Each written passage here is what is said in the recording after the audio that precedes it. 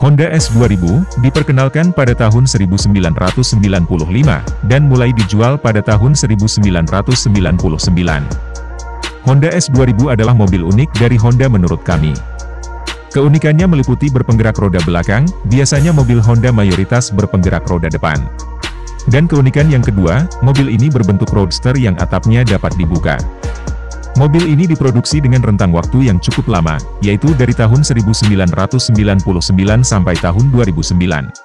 Untuk versi sebelum facelift berkode sasis AP1, diproduksi pada tahun 1999 sampai tahun 2003. Menggunakan mesin F20 VTEC 2 liter.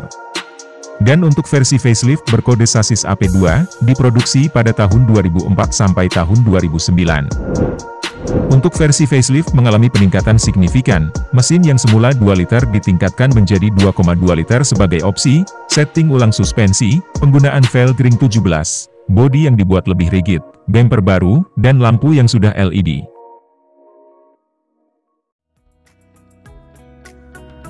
Untuk pasar ekspor mobil ini bernama Nissan 300 ZX. Dan untuk pasar domestik Jepang mobil ini bernama Nissan Fairlady Z. Nissan 300 ZX dibuat lebih baik daripada model sebelumnya. Seperti bodi yang lebih melebar, lampu yang semula pop-up digantikan dengan lampu tetap, bodinya yang dulu cenderung mengotak, digantikan dengan bodi yang membulat, dengan lekuk garis yang tegas.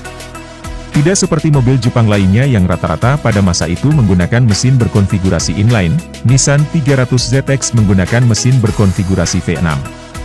Yang membuatnya mendapat sebutan sebagai mobil muscle car-nya Jepang. Awalnya mobil ini hanya ditenagai mesin naturally aspirated.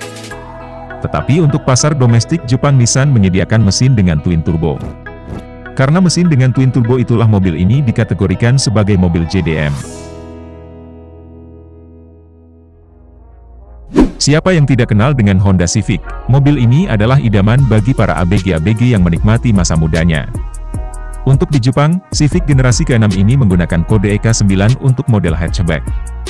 Dan pertama kalinya Honda menggunakan papan nama Type R untuk Honda Civic pada generasi ini.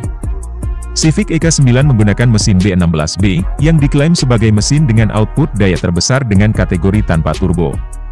Mobil ini selalu menjadi bagian terdepan dari jajaran mobil JDM, karena Civic Type R EK9 hanya dijual eksklusif untuk pasar domestik Jepang.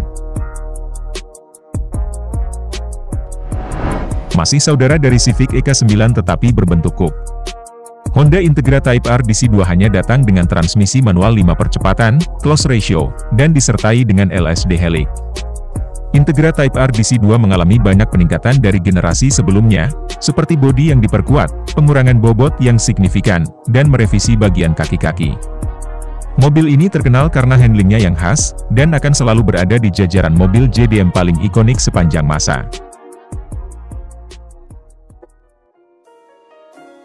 Nissan Silvia S15 adalah generasi terakhir dari Nissan Silvia.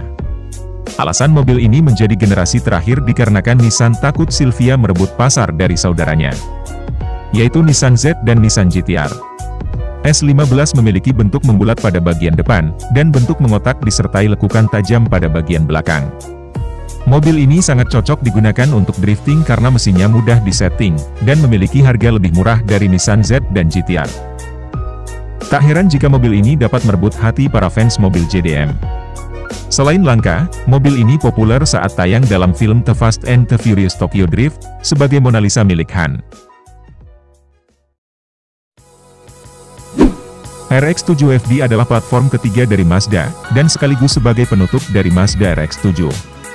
Teruntuk pasar Jepang, mobil ini dipasangkan sasis dengan kode FD3S, dan teruntuk pasar Amerika, mobil ini dipasangkan sasis dengan kode GM1FD. RX-7 FD masih menggunakan mesin rotari yang dipadukan dengan twin turbo sekuensial. Twin turbo sekuensial adalah turbo ganda yang memiliki ukuran yang tidak sama.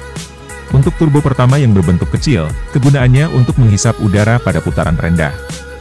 Sedangkan turbo kedua yang memiliki ukuran besar, berguna untuk menghisap udara pada putaran tinggi. Jadi, manfaat dari sistem turbo ini yaitu berkurangnya gejala turbo lag. Mobil ini mungkin tak secepat para kompetitornya, tetapi mobil ini memiliki bobot yang ringan, dan membuatnya memiliki handling yang sangat baik. Mobil ini juga masuk ke dalam daftar top keempat dari mobil JDM yang paling ikonik.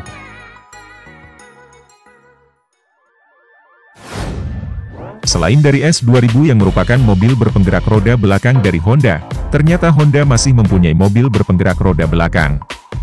Mobil itu adalah Honda NSX. NSX adalah mobil produksi massal pertama yang memperkenalkan bodi semi monokok yang seluruhnya terbuat dari aluminium.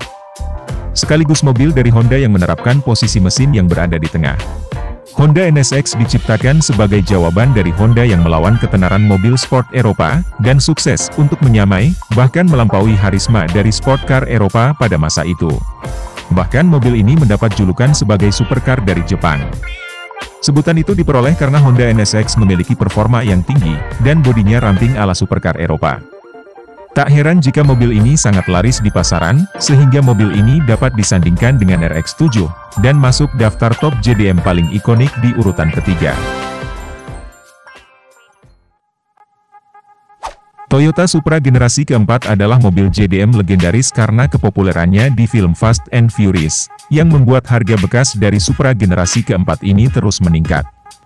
Supra generasi keempat memiliki bodi yang lebih membulat daripada generasi sebelumnya, lampu pop-up digantikan dengan lampu tetap, spoiler belakang untuk menambah tingkat aerodinamis, dan perubahan di sisi interior yang menyerupai bentuk dari jet tempur.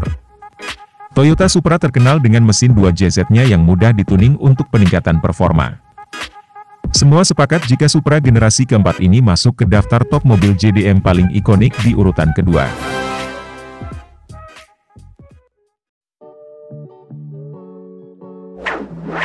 GT-R R34 diciptakan sebagai penerus dan penyempurna dari GT-R R33.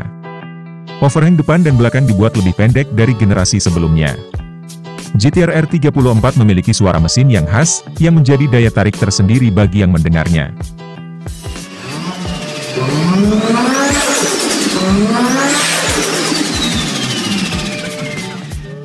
Nissan juga menambahkan layar LCD 5,8 inch, yang sangat berguna untuk menampilkan tekanan boost, tekanan oli, dan lain-lain. Semuanya sepakat, jika raja dari mobil JDM adalah Nissan Skyline GT-R R34.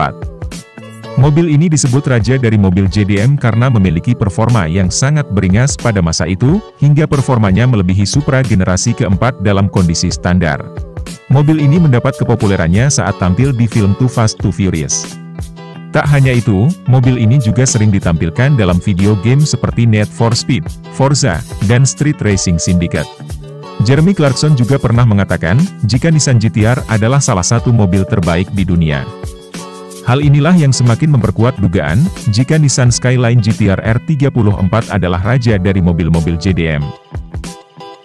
Mungkin itulah kumpulan daftar mobil JDM yang paling ikonik. Jika ada yang mengetahui informasi lengkap dari mobil JDM tadi, bisa tulis di kolom komentar. Mungkin sudah cukup informasi dari kami. Sampai jumpa, dan tunggu kami di video selanjutnya.